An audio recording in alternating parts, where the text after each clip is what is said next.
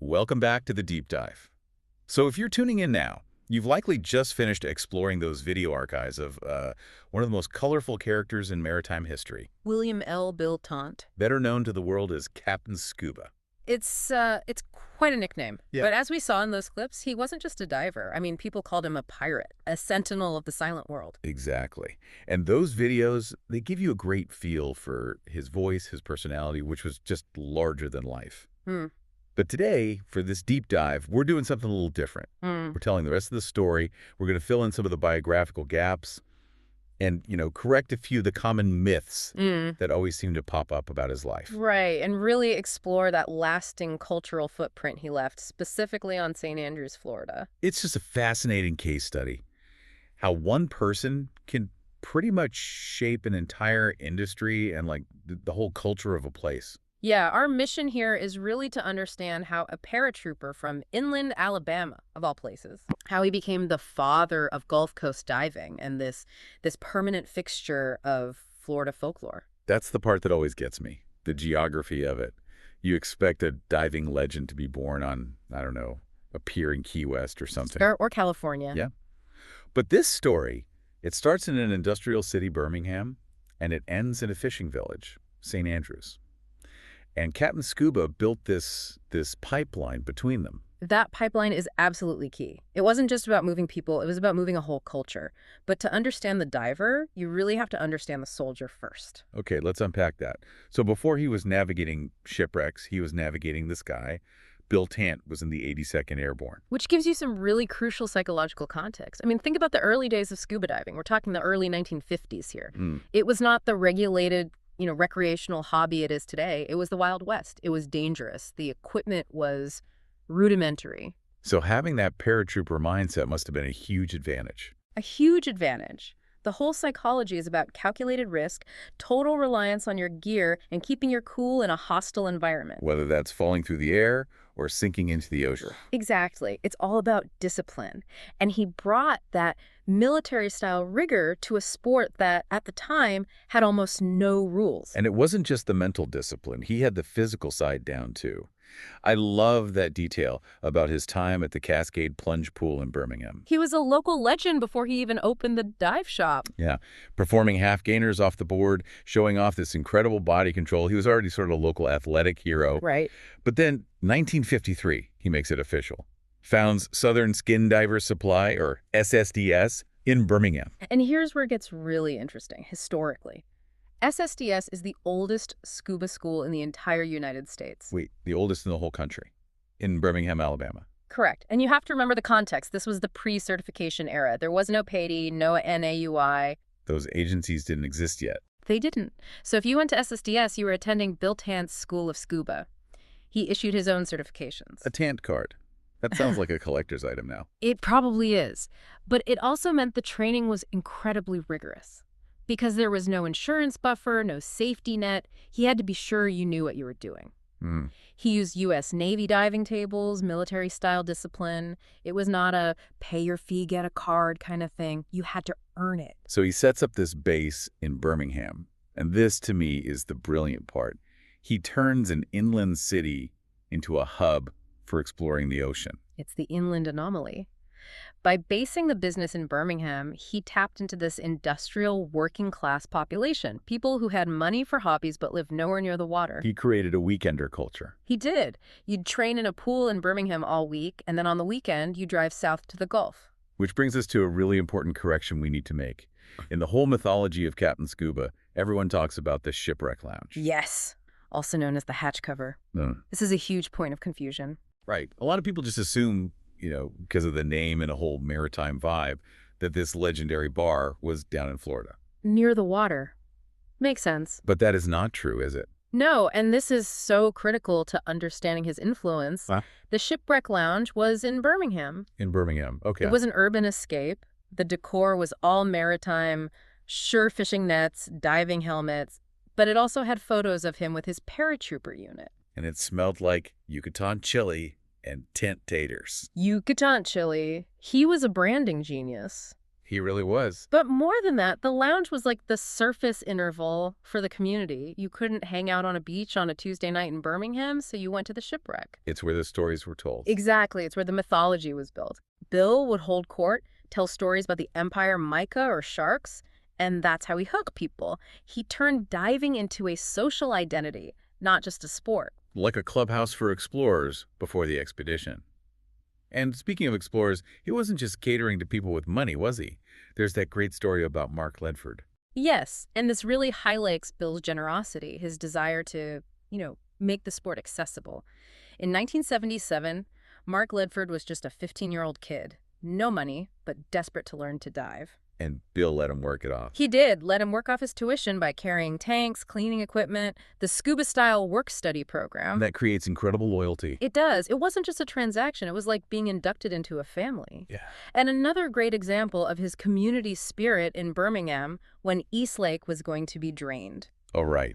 The fish rescue. It sounds like a small thing, but it was a massive effort. He organized a whole operation to relocate the fish from East Lake before they drained it. It just shows he saw himself as a steward of the underwater world, even if it was just a city park lake. So you've got this community built up in Birmingham. They're trained, they're hyped up on chili and stories, and now they have to get to the water. Which brings us to the Menagerie on wheels. The commute. My favorite part. I have to say, the image of Bill Tant driving to Florida.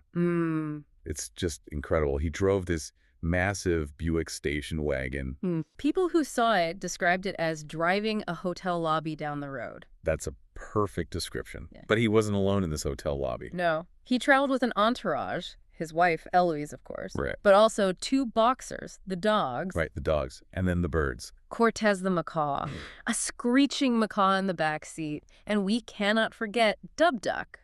A duck. A duck that traveled in a milk crate. Can you just imagine? You're driving down Highway 31, no freeways yet, it's a 6-hour drive, and you pull up next to a Buick with a paratrooper, 2 dogs, a screaming parrot, and a duck in a milk crate. It just highlights the charm and the absurdity of the man. He was a character, and back then, personality was a huge part of marketing. He was a spectacle. So when that car rolled into St. Andrews, everybody knew Captain Scuba had arrived. The circus was in town. Okay, so the circus arrives in St. Andrews. Now we need to talk about what he found when he got there. Because today, Panama City, St. Andrews, there are dive boats everywhere. But back then... Nothing. Zero. And this is where Tant becomes the architect. He didn't just bring the divers, he had to build the entire infrastructure for them. What does that mean, practically? Well, you need a boat. You can't just swim out from shore to the good spots in the Gulf. But the only boats in St. Andrews were fishing boats, and fishing captains are... skeptical. I can imagine. You want to put men in heavy gear on my boat and just throw them overboard? No thanks. Precisely. Tant had to negotiate. He had to prove to these captains that men with tanks were a good business decision, a viable source of revenue. He basically created the charter dive industry there by sheer force of will. And he needed places to take them. This is where the famous wrecks come in. The wreck capital of the South. Tant was instrumental in developing sites like the Empire Mica. That's a huge one, historically, right? It's massive. A British tanker torpedoed by a German U-boat in World War II. It's a grave site, a historical monument, and an artificial reef all in one. Then there was the Tarpon. A steamship that sank in 1937. And Tant didn't just dive them, he charted them. He promoted them. He turned what was just rusted metal into tourism destinations. That's amazing. Before him, those were just things that snagged fishing nets. He turned them into cathedrals for divers. And not just saltwater. We should mention his love for Morrison Springs in North Florida. He was an early advocate for spring diving, recognizing that the crystal clear water of the aquifer was a whole different kind of beauty. So for decades, he's running this pipeline. Birmingham to the Gulf, back and forth in the Buick. Yeah. But eventually he decides to stay. Late 1980s, Bill and Eloise retire permanently to St. Andrews. And they don't just buy a condo, they move into the original harbor master's house, right at the marina. Which feels so poetic. It's deeply symbolic. By living in the harbor master house, he was physically at the center of the community's maritime life. He became a living museum. The sources call him the ambassador for historic St. Andrews. That's exactly right. He bridged a gap.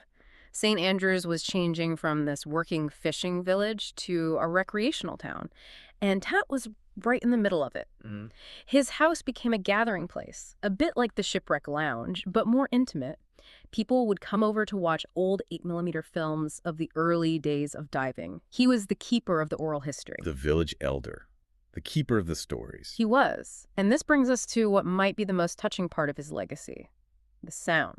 The conch shell. The conch shell. Tell us about this ritual. Every single evening at sunset, Bill Tant would step outside at the marina. He'd lift a conch shell to his lips, and he would blow it exactly 4 times. Always 4. Always 4.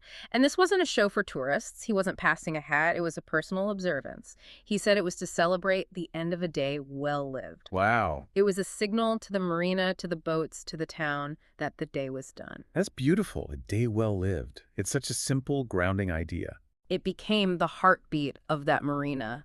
So much so that when he passed away in 2013, the sources say the silence was just palpable.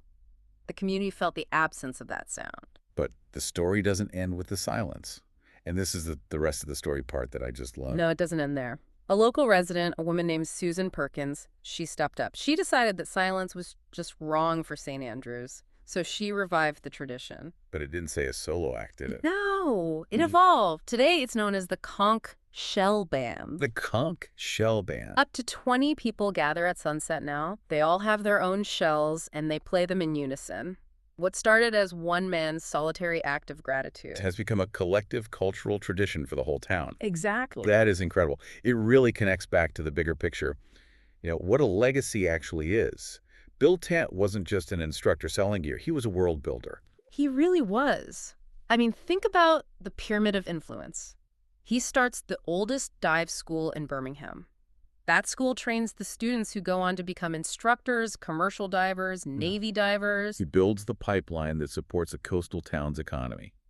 He puts the wrecks on the map that become the history books of the Gulf. And he creates the social hubs, the shipwreck lounge, the harbor master's house, where the community actually bonds. He created the access, the training, the social life, and the traditions. It's a reminder that being a character isn't just about being eccentric. It's about having enough gravity to pull people into your orbit and change the place around you. And that gravity is still there. I mean, if you go to St. Andrews today, you won't see the Buick with the duck in the back. Unfortunately. But you will hear that conch shell. You will see dive boats heading out to the Empire Mica. That is all Bill Tant. His life was loud enough that it still echoes. That's really well said. And that wraps up our deep dive into the rest of the story of Captain Scuba. It really makes you think, doesn't it? Bill Tant blew that shell to mark a day well lived. And it kind of raises a question for all of us. It does. What's your ritual? What's the signal you send out that says, I was here and I made the most of today? Something to mull over until next time. Thanks for listening.